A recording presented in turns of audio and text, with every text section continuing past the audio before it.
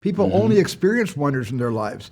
Only in the movies do you break it up into these in montage. Close up, close up, close up, wide shot, close up. Sometimes wonders is actually better for the audience because they can relate to a wonder because intuitively and subconsciously, we all live in the wonder. If you found out we weren't alone, if someone showed you, proved it to you, would that frighten you? We know the Steven Spielberg tropes. We know the wonders and the close-up shots. Given that this is 50 years almost since Close Encounter, is there something that maybe was subconscious bubbling over in you that you got to do in this film, shot-wise, scene-wise, that you've never done before? Well, you know something, I've made so many movies for so many years that there's a lot that I have done before. But I've never made a movie, a science fiction movie, that I made from my own belief system that this was not science fiction, that this was something that was about the truth. A movie about the unknown being known by some, but not by all, and the injustice of all not knowing when we should know what's really going on here and has been going on for 8 decades. And so I had a lot of inspiration from just what people have been seeing in the skies day and night and what people have been reporting that's been happening to them in an unearthly way. See, now I have to follow up because we do see a little tease of how the alien looks. So when you are crafting the aliens and how they are going to look in your film, are you drawing a lot from what's been reported? Are you drawing from imagination? How did you craft them? I'm drawing completely from what's been reported, not from the imagination, because there's a consistency about what's been reported. From the very first people, Betty and Barney Hill, who had been allegedly, they had been abducted, and the incident in Pascagoula, and so many different encounters involving abductions have described the same species of non-human off-world entity. And I didn't want to suddenly create some kind of a newfangled alien with 3 heads that we've never heard or seen of before. Mr. Colman Domingo, sir, there is a moment where you pull your glasses down and you get the Steven Spielberg face, the close-up treatment. And I was wondering, What's that? how did that feel knowing you were getting that Steven Spielberg face? I just knew that it was an opportunity. I knew that emotionally, I knew that Steven, he loves to get in there in your face in a beautiful way with that lens. And I really just knew that it was an opportunity to reveal a bit more of Hugo's emotion and what was going on. And I didn't want to bury her with the eyes. Yeah. Wow. You know, I talked about the tropes, and it could have been so easy for you just to do wonders for the action sequences, but there's a wonder with Emily. It's stunning, isn't it? What went into that choice, and if you could just sort of break down a little bit of filming that scene? I said to Emily, would you consider doing this all in one run?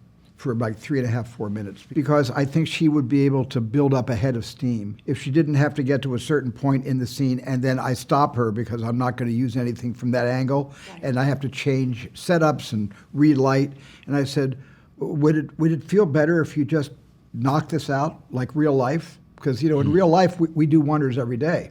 Every day we are interacting with our colleagues in our jobs or with our families. It's always a wonder. People only experience wonders in their lives.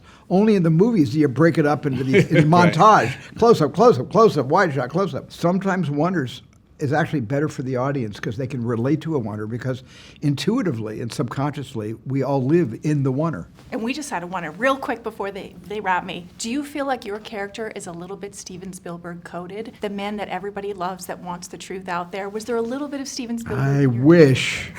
I feel maybe a little bit of a twinkle, just a little bit. I wish. I feel a little bit. I think That's nice. I think someone who is a leader who has a lot of hope and wishes for humanity to come together, and does it with whatever he has. He's assembling a lot of things in the film. I think that's a lot like Steven as well.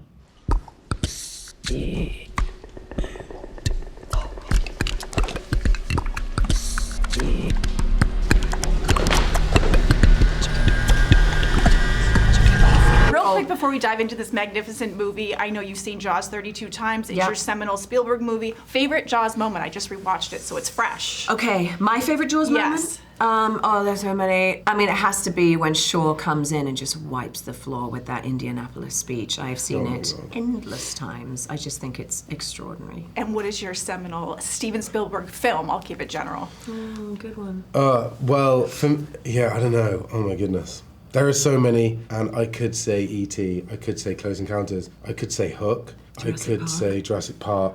Really, truly, all of those films. Heard of them. Terminal Heard of them. 2, like, I also really... That was a good one. I Terminal's like good. that. You snuck that one in there. I Yeah. didn't expect that one. Yeah.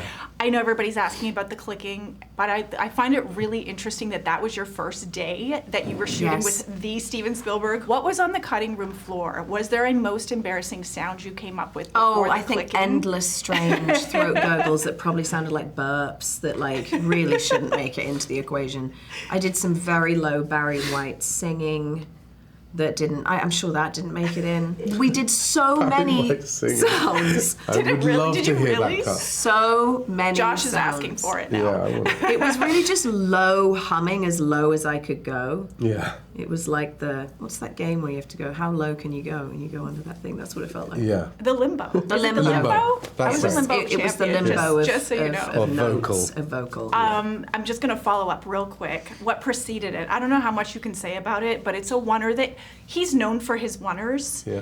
But it's usually an action sequence. But I Yes. found it really interesting. Was that in the pantheon of your career one of the most challenging scenes you've ever done? And how I don't know how much you can say about it. Honestly, without I was spoiling just it. so excited to do it. There is this extraordinary oneer that Stephen came up with where Margaret is racing to get to work and she's very late, but she is also starting to unravel and disintegrate with these newfound abilities that have sort of ambushed her entire system and are kind of out of her control. So he wanted to show the chaos of that, the Yeah. internal chaos of that, and I think for him to just stay with her the whole time and not cut away, that the whole thing felt like a whirlwind, and for me it was so exciting. Because you're kind of like, it's like this storm brewing that leads all the way up to her doing the alien language for the first time, and I Yes. genuinely was shaking, out of breath, and it was just so wonderful to work that way. Wow. And for you, obviously I'm going to compare you to Tom Cruise now because now you've done an action movie with Every her. day of his life. Right? Who Not the doesn't? first. No, you actually are. If you could juxtapose for me, because I just sort of like maybe the action moment that you're most proud of, but also juxtapose it with this beautiful moment between the two of you on the train where you hug her. And I thought that was just such an incredible acting moment between the two That of was you. that was one of my favorite days on the shoot. It was in the script that there was kind of a feeling of overwhelm after that sequence. But Emily showed up that day, and it was incredible. It was like she showed everything that you would imagine you'd feel. We're so used to going and seeing action movies, and they do these crazy sequences, and they're kind of barely out of breath, which is also very cool. And they sometimes look at each other and go, whoa. Whoa, that was crazy. But Emily was so in it, and it felt so real. And ultimately, Margaret and Daniel are the audience, the sort of everyday human who have just found themselves in this situation, and it's snowballing. And But he to understands her. Yeah, and there's That not moment. really many moments in the movie where they connect like siblings, which is something that we really wanted, and Stephen really wanted. So, yeah, that sequence So is incredible. special doing that. Yeah, real quick, out of town, how did he do compared to Tom? With the action? Yeah. Oh, he left Tom in the dust.